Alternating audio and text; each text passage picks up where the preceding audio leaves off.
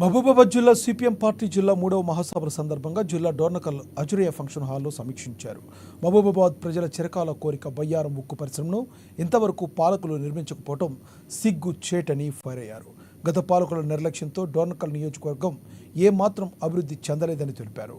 గత పాలకులు చేసిన తప్పును కాంగ్రెస్ ప్రభుత్వం కూడా అదే బాటలో నడుస్తుందన్నారు.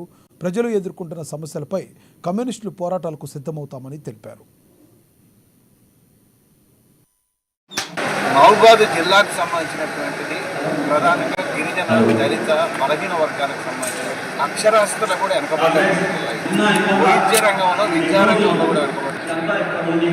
ఈ అన్నిటి రీత్యా ఈ జిల్లాను అభివృద్ధికి ఇక్కడి నుంచి ప్రతినిధులుగా ఎన్నికైనటువంటి పార్లమెంట్ సభ్యులు ఏ ఒక్క రోజు కూడా పార్లమెంట్లో మాకు ఉక్కు ఫ్యాక్టరీ కావాలా, మా ప్రాంత అభివృద్ధి కావాలని చెప్పి డోర్నకల్లో ఒకప్పుడు జరిగింది. వెలుగు ఈ డోర్నకల్ లోపల వ్యాగన్ వర్క్ షాపు, రకరకాల ఒరాయిలింగ్ ఇట్లాంటి అన్నింటినీ కూడా చేసి అభివృద్ధి చేయాలని గతంలో, కానీ ఏ ఒక్క వాళ్ళు కాబట్టి వాటిని అమలు జరపాలి. ఈరోజు జరిగినటువంటి పార్టీ 3వ మహాసభ